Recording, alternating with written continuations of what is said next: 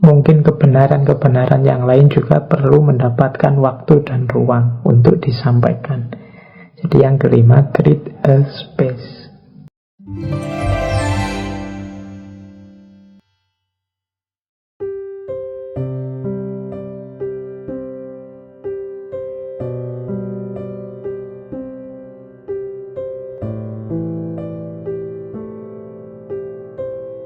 Nah, ini saya bawa sebuah teori. Ada buku yang judulnya Dialog, The Art of Thinking Together. Silahkan dicari, yang nulis namanya William Isaac. Buku tahun 99, mungkin PDF-nya sudah ada bagi teman-teman yang pintar nyari, ini buku lama. Jadi di buku itu banyak dibahas tentang seni berdialog, atau kalau bahasa penulisnya The Art of Thinking Together, seni berpikir bersama. Ya ini saya bawa salah satu teori saja dari situ, ya yang dibahas banyak macam-macam. Nah, ini unsur-unsur yang saya bawa ini, unsur-unsur di dalam dialog yang perlu kita kembangkan agar dialog jadi produktif. Oke, untuk dialog produktif ada beberapa variabel. Ya, yang tadi di antara variabel ini sudah kita jelaskan tadi. Yang pertama, integritas. Yang kedua, slow down. Yang ketiga, suspense. Yang keempat, listen. Yang kelima, create a space. Yang keenam, different polarity. Yang pertama, integritas. Maksudnya apa? Ya, para pelaku dialog membawa kebenaran-kebenaran yang memang dia yakini kebenarannya, dia hidup dengan kebenaran itu, dan dia ingin mempertahankan dan juga mengembangkan, memperluas kebenaran yang dia yakini. Berarti kebenaran itu sudah integral dalam dirinya.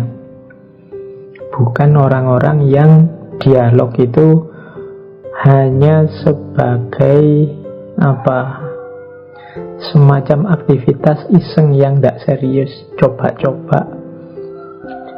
Jadi kadang-kadang kan ada yang model simulasi-simulasi, itu simulasi seolah-olah dialog padahal tidak. Ya ini kalau di kelas untuk tugasnya guru pada siswa ya tidak apa-apa. Misalnya, ayo latihan diskusi, yang sana bagian yang pro, yang sini bagian yang kontra.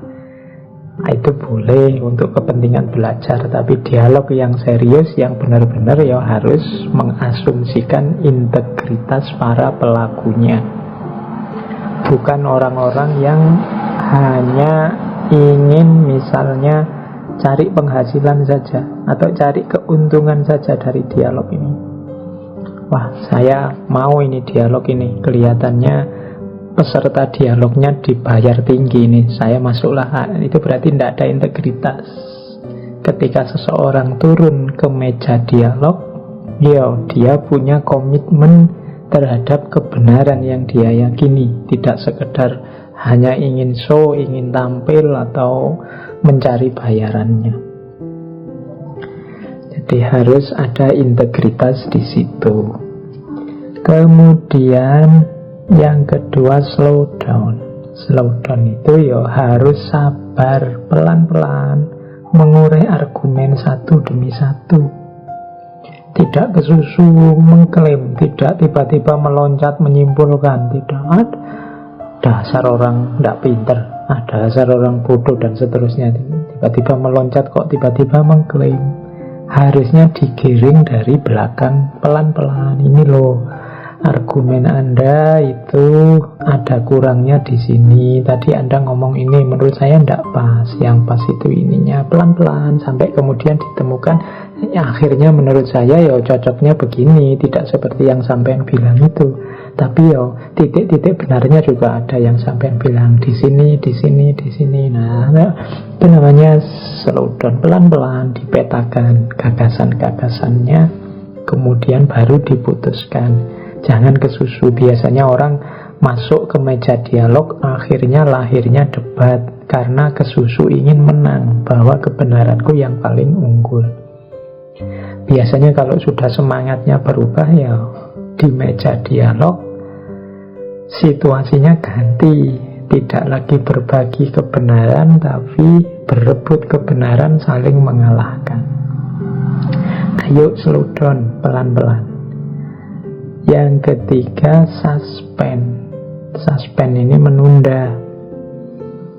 Ini melanjutkan slow down tadi, jangan kesusu disimpulkan. Kalau memang belum tahu ya ditunda. Kalau memang belum ada jawabannya ya jangan nekat.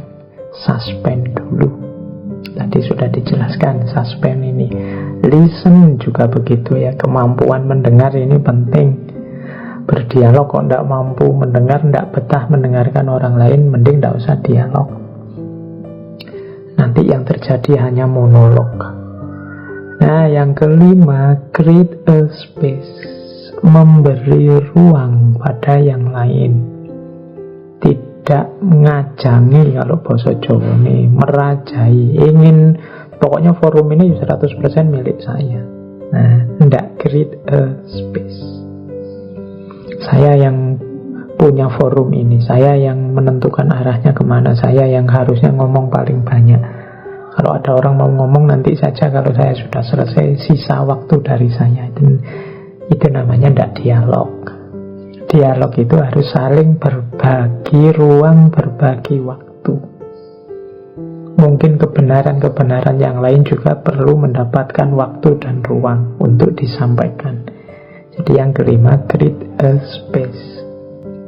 Yang keenam, befriend plurality. Befriend plurality itu akrablah, nyamanlah dengan perbedaan, dengan kontras-kontras, dengan kontradiksi-kontradiksi. Ini penting demi slow down, suspend, listen, create a space. Itu sebenarnya kuncinya pada befriend polarity.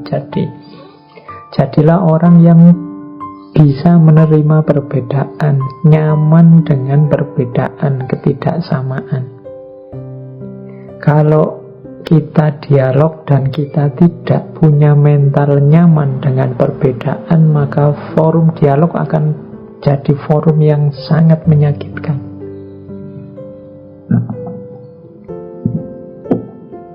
Dialog akan jadi, kita pengen cepat-cepat selesai saja, ngapain ini ngomong ngalor ngidul. Kita inginnya to the point, yang benar yang mana. Kita tidak siap dengan perbedaan-perbedaan, keragaman kebenaran. Maka kalau memang kita ingin melakukan dialog, kita ingin menemukan kebenaran bersama, ya kita harus siap dengan perbedaan pandangan, dengan keragaman berpikir. Kalau tidak, ya forum dialog itu akan sangat menyiksa kita. Jadi yang pertama, kalau kita ingin berpikir bersama yang lain, yang pertama milikilah integritas. Yang kedua, pelan-pelan, telatenlah, slow down untuk menemukan kebenaran, jangan kesusu. Yang ketiga, suspend, siap menunda kalau memang belum paham, kalau memang belum ketemu, kalau memang belum ada dasarnya, disuspend dulu. Kalau bahasa usul fikih itu mauquf. Mauquf itu bukan berarti terus kita boleh apa saja, cuma hukumnya memang belum ketemu, sementara dipending dulu. Yang keempat, listen, siap mendengar.